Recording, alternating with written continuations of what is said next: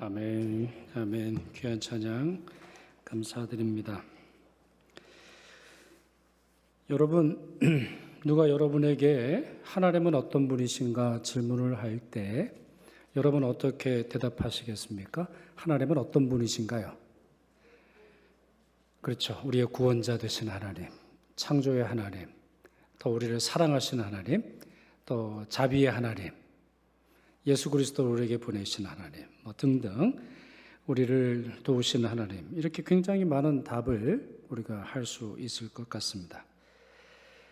그런데 우리가 자주 망각하는 하나님의 모습이 있는데 그 중에 하나가 보내시는 하나님, 우리를 보내시는 하나님, 우리를 사명자로 보내시는 하나님, 우리를 사역자로 보내시는 하나님, 우리를 세상으로 보내시는 하나님, 우리를 그냥 편안한 곳에 머물지 않게 하시고 아브라함을 보내시는 것처럼 또 하나님의 많은 종들을 보내시는 것처럼 하나님의 사역지로 보내시는 하나님, 우리가 오늘 그 모습을 좀 살펴보려고 합니다.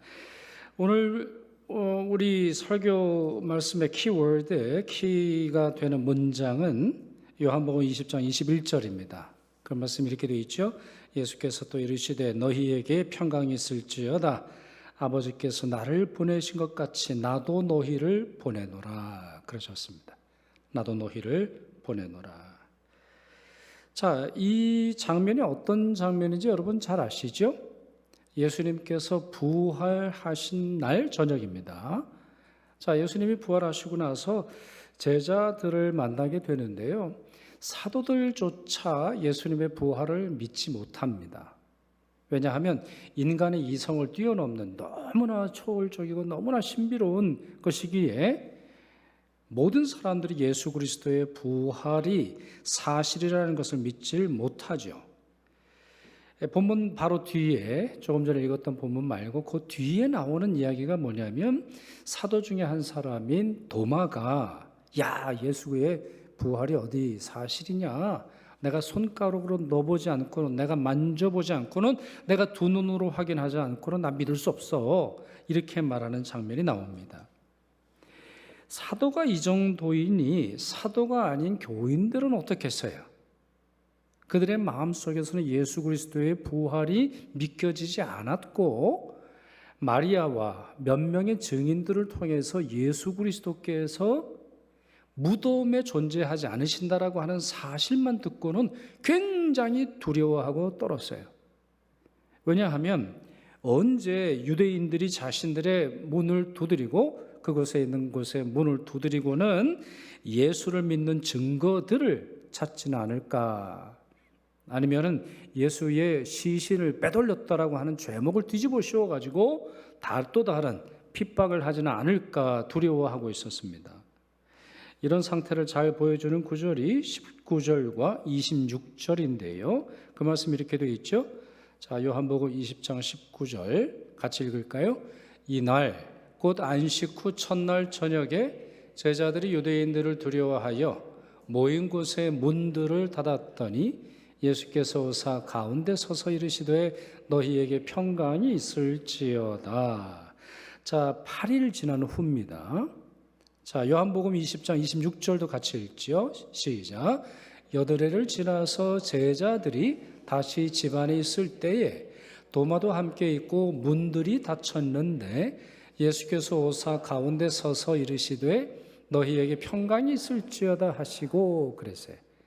여러분, 문장의 내용이 거의 비슷하죠? 거의 비슷해요. 그 말은 무슨 말이에요? 8일이 지나도 제자들에게는 별로 안 달라졌다는 거예요. 자, 그런데 이 말씀 여러분 다시 한번 슬라이드 그 앞에 거부터 보여주시면 19절부터요. 여러분 19절에 보시면 이런 말씀이 나오죠. 19절에 모인 곳에 문들을 닫았더니 그랬어요. 26절도 보세요. 26절에도 뭐라고 되어 있죠? 거기에 도마도 함께 있고 문들이 닫혔는데 그랬어요. 제자들이 어떤 심정인지 이해가 되시죠? 그러니까 문들을 꽁꽁 닫아둔 거예요. 혹시나 찬양하다가 밖으로 새 날까 봐 겁나는 거죠.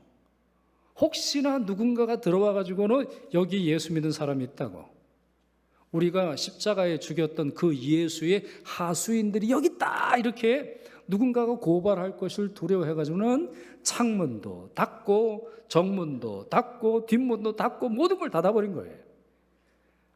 그러니까 제자들의 마음속에서는 신앙을 포기하지는 않았지만 너무나 두려움 나머지 세상과 단절시키는, 세상과 자신을 단절시키는, 세상과 자신의 관계를 끊어내는 그러한 안전지대에 조용히 있었어요. 조용히.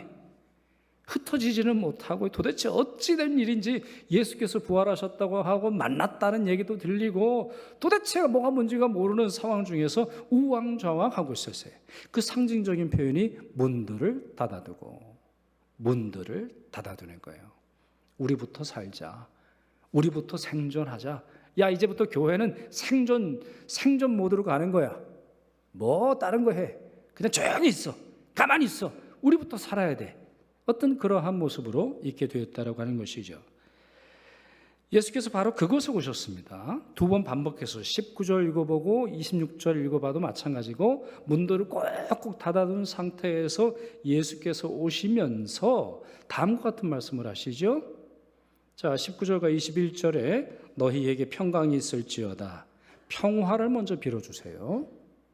두 번째는 아버지께서 나를 보내신 것 같이 나도 너희를 보내노라. 아까 읽었죠? 21절 말씀.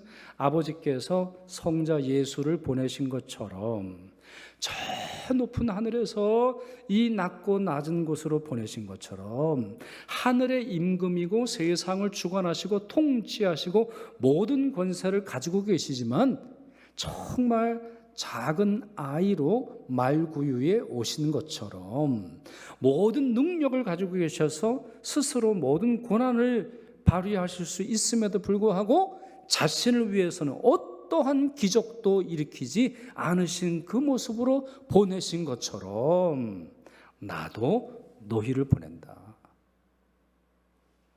나도 너희를 세상에서 성공하는 위치나 아니면 너희들을 통해서 어떤 대단한 일들이 아니라 내가 성부로부터 부름받은 그대로 나도 너희를 보낸다. 이 말씀을 하셔요. 세 번째는 뭐죠? 성령 받으라.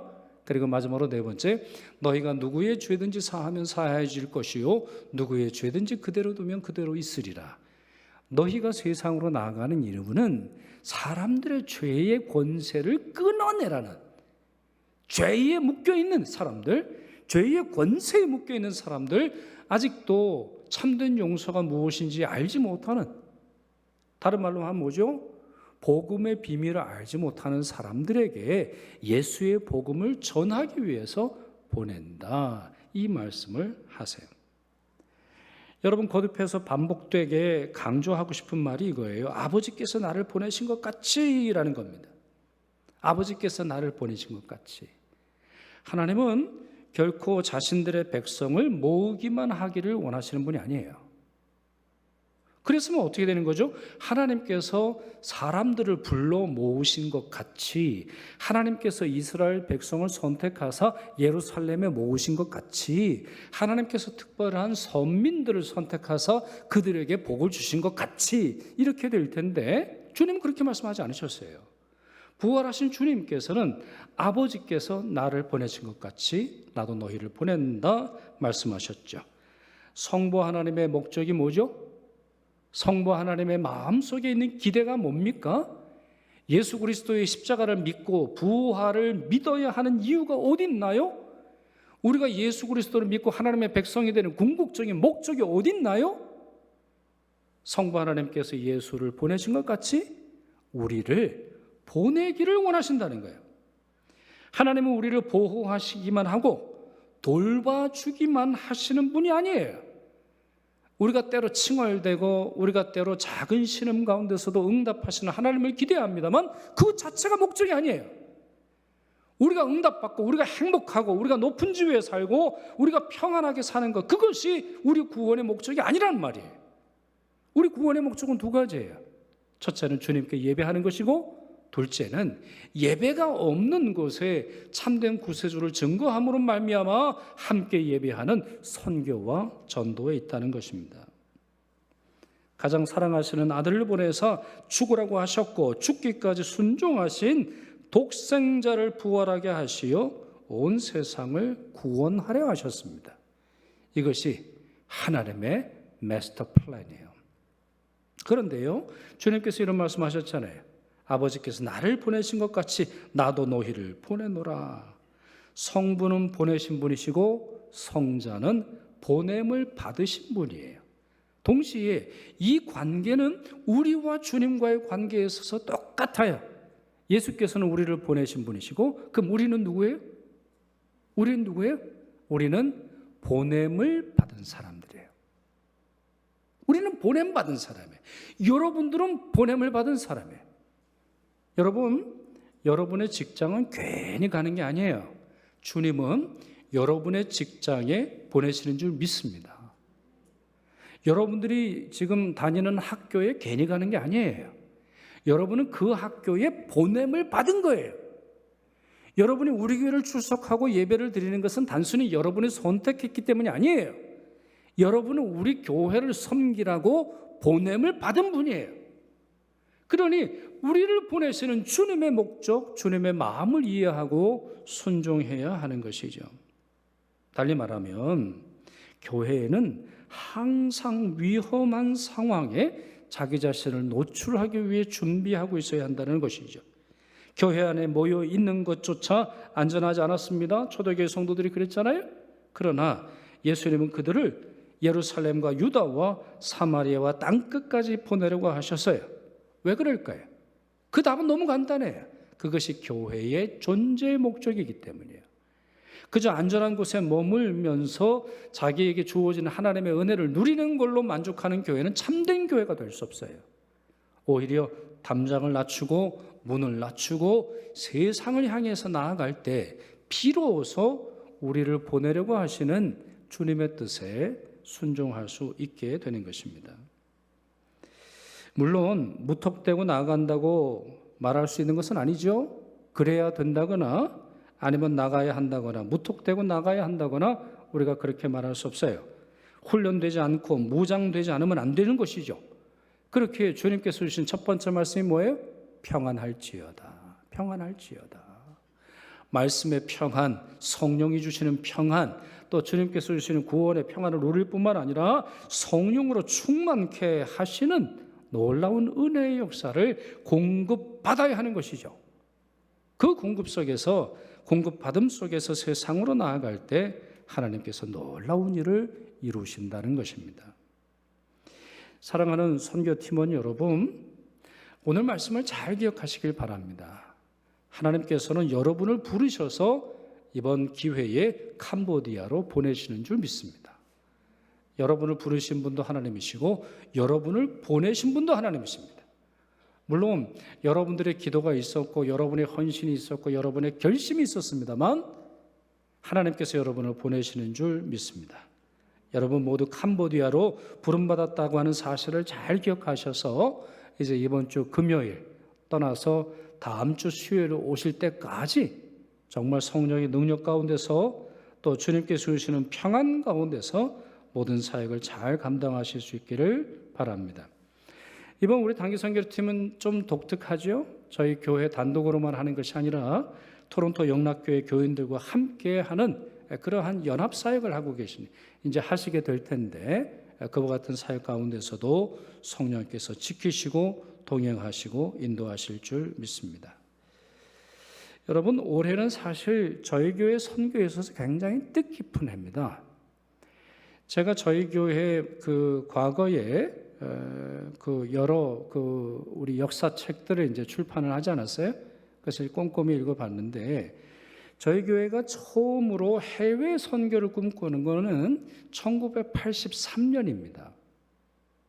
1983년 당시에 그 당회 자료를 살펴보니까 1983년 11월 6일 임시당회를 통해서 황칠수 목사님께서 교회 창립 53주년이 되는 1984년에 목회 계획을 발표를 하시면서 우리 교회가 앞으로 5년간 그동안 우리에게 주시는 하나님의 축복을 해외 선교로 바꾸고 우리가 국내에만 있지 말고 해외 선교에 눈을 돌리자라고 하는 그런 비전을 선언을 하세요. 그러니까 올해는 몇 년이 되는 거죠? 제가 뺄셈이 잘 안 되는데 1983년에 2023년이면 올해가 50년. 50년 아니에요? 40년. 확실히 제 뺄셈이 약해요. 40년이 되는 해란 말이에요. 그러니까 우리 교회가 다른 교회보다는 상당히 일찍 해외 선교에 눈을 떴어요. 그리고는 구체적인 활동을 시작하게 되는데 1988년, 우리나라 사람들에게 있어서는 88년 우리 뭐죠? 올림픽, 올림픽이 열린 해로 보겠습니다만 저희 교회 입장에서는 1988년 3월에 땅끝까지 선교회가 조직이 돼요. 그리고 나서는 본격적으로 해외 선교에 저희들이 뛰어듭니다. 이때 회원 수가 542명이에요. 굉장한 거예요, 여러분. 아마 올해 이게 숫자가 채워질지는 아직 보고를 못 받았습니다만 542명의 회원이 1988년 3월에 모여서 1492구자로 출발을 해요. 그리고 3월 13일에 선교회 규약을 통과시키고 동남아를 중심으로 하는 선교 계획을 합니다. 그리고 나서는 인도네시아 5교회를 지원하고 태국 1개 교회를 지원하고 이후에 지역과 교회 수를 확장하기로 해요. 이때 처음으로 태국에 저희들이 지어준 교회가 깐따라위차이예요. 깐따라위차이. 이름도 희한하죠? 우리한테는 이제 희한합니다. 제가 조사를 해봤어요. 이 교회가 잘 있나? 너무너무 잘 있어요. 그 태국 장로교회에 세워진 그 교회 리스트를 제가 봤더니 거기에 보면 나와요. 거기에 보면 응암교회 후원을 통해서 그 교회가 세워졌다라고 하는 그 사실을 확인할 수가 있었어요. 그러니까 우리 교회는 1983년에 이 비전이 선포가 되고 1984년부터 본격적으로 시작을 해서 1988년에 땅끝 선교회가 조직이 되고, 그럼 캄보디아는 언제 했을까요? 캄보디아는 10년 전에. 그러니까 10년 전이면 언제죠? 또 제가 또 산수가 안 돼가지고, 제가 어떻게 경제학과를 나왔는지 진짜 기적이에요. 숫자가 이렇게 약해가지고 제가 그 노트를 해봤어요. 2014년 5월 26일에 캄보디아 선교지 개척을 합니다. 이게 저희 교회 창립 제80주년 기념으로 해요. 그래서 파님 응암교회 및 파님 응암학교 기공예배를 드리게 되죠. 그리고 나서는 곧장 우리 첫 번째 청년부 단기 선교팀이 19명이 참석하면서 저희 교회가 캄보디아 선교를 본격적으로 시작하게 됩니다. 그러니까 올해는 참 뜻깊은 해예요. 그렇죠? 저희 교회가 선교를 선포하고 해외 선교를 선포하고 40주년, 그리고 저희가 캄보디아 선교를 시작하고 이제 10주년이 되는, 만 10주년이 되는 그런 해에 있는 것이죠. 제가 이런 자료들을 보면서 참 가슴이 뛰어요. 하나님께서 40년 전부터 우리 교회를 준비를 하셨고 40년 전부터 우리를 여러 민족에게 보내셨어요. 우리의 힘만으로 하는 것이 아니죠. 성령께서 우리를 보내셨고 성령께서 우리를 태국으로, 미얀마로, 우간다로, 그리고 여러 캄보디아를 비롯한 여러 동남아시아의 국가와 많은 교회에 보내셨어요. 한때는 저희가 LA에 있는 교회와 자매 결연을 맺고 호주에 있는 교회와도 자매 결연을 맺은 것을 볼 수 있어요. 저희 교회는 일찍부터 세계 선교에 눈을 뜬 교회예요. 그런 점에서 오늘 말씀은 우리가 다시 마음에 새길 필요가 있다 생각을 합니다. 사랑하는 성도 여러분, 코로나 때문에 우리가 많이 위축돼 있었어요. 그리고 우리 교회의 내부적인 일로 인해서 우리가 서바이벌 모드, 생존 모드밖에는 없는 것처럼 전 세계를 돌아보고 정말 주님의 복음이 필요한 곳을 위해서 더 나아가지 못했던 우리 자신의 모습을 반성하게 됩니다. 하나님은 교회로 우리를 부르셔서 말씀을 들려주시고 우리 영혼을 치유하시고 삶의 소망을 회복하도록 하십니다. 그 목적은 어디 있습니까? 우리를 세상으로 보내기를 원하십니다. 아직도 너무나 많은 민족이 주님의 말씀을 알지 못하고 주님의 말씀을 듣지 못하고 있어요. 그렇기에 우리의 재물, 우리의 시간, 우리의 재능, 우리가 가진 것을 통해서 보냄받은 그 목적대로 살아갈 수 있기를, 또한 보냄받은 목적대로 일하는 교회 될 수 있기를 축원합니다. 만약 이것이 없이 교회 마당을 벗어나지 않는 복음은 반쪽짜리 복음이에요. 세상으로 성도들이 나가지 않고 선교지를 돌보지 않는 교회는 반쪽짜리 교회예요. 문을 열고 담장을 넘어서 온 세상에 복음을 전하는 교회가 되도록 끊임없이 우리 자신이 주님의 말씀을 들어야 합니다. 우리가 아는 예루살렘 초대교회는 처음에는 문을 꼭꼭 걸어 잠그고 두려움과 염려와 내적인 일이 전부인 것처럼 행동을 했어요. 아니에요. 그 교회가 폭발적으로 성공하고 주님의 칭찬을 들을 수 있는 이유는 주의 성령으로 충만했을 뿐만 아니라 정말 그들을 통해서 들려주도록 원하셨던 주님의 복음을 세상에 전할 때였습니다. 그러니 여러분, 우리 응암교회가 어느 때 가장 아름답습니까? 우리 응암교회가 어느 때 우리의 역사를 자랑하고 우리를 부르시는 주님께 가장 큰 영광을 돌려드릴 수 있을까요? 그것은 전도하고 선교할 때입니다. 저도 선교제를 참 많이 다녔던 목사 중에 이제 한 명인데, 선교팀을 보면 그 교회의 DNA가 나옵니다. 그래서 어떤 교회를 보면 참 꼴값을 한다 이런 말을 하고 싶은 교회들이 있어요. 돈 자랑하고 교회 자랑하고 우리 교회는 말이야, 이런 이야기를 하면서 선교지를 다니는 분들 참 많이 봐요. 근데 제가 저희 교회 선교의 역사를 살펴보고 사진첩도 뒤져보고 여러 간증과 여러 이야기들을 통해서 볼 때 우리 교회는 지금까지 40년 동안 그 전부터 겸손하게 주님을 섬겼던 교회예요. 그러니 이번에 우리 캄보디아로 나아가시는 10분의 선교사들께서도 저희 응암교회의 선교의 DNA를 안고 믿음으로 순종하고 기쁨으로 나아가실 수 있기를 바랍니다. 그래서 우리 캄보디아의 많은 어린아이들이 또 그곳에 있는 주민들이 여러분을 통해서 주님을 바라보고 여러분을 통해서 저 교회처럼 돼야 되겠구나 이런 생각할 수 있는 놀라운 역사가 있기를 축원합니다. 기도하겠습니다. 참 좋으신 아버지 하나님, 감사합니다. 사순절이 시작되는 이날, 죄의 수요일이라고 부르면서 저희는 아무것도 아니고 하나님께서 전부임을 고백하고 찬양 올려드립니다. 동시에 저희 교회의 40주년의 40년간의 해외 선교 역사를 돌아보며 우리를 보내시는 하나님께 다시 순종케 하시니 감사드립니다. 그간 성도들이 순종하고 보내심 받은 대로 나아가기 위해서 수고하였습니다. 이제 올해 우리 캄보디아 단기 선교팀을 통해서 그와 같은 섬김이 계속되기를 원합니다.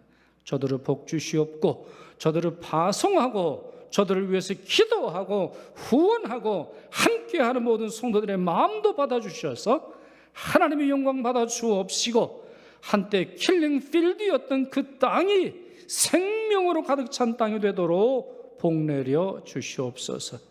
그렇게 되기 위하여서 우리 선교팀의 마음을 평안케 하옵시고 성령으로 충만케 하옵시며 저들에게 죄의 권세를 끊는 복음의 역사가 나타나게 하여 주옵소서. 우리 주님 예수 그리스도의 이름으로 기도하옵나이다. 아멘.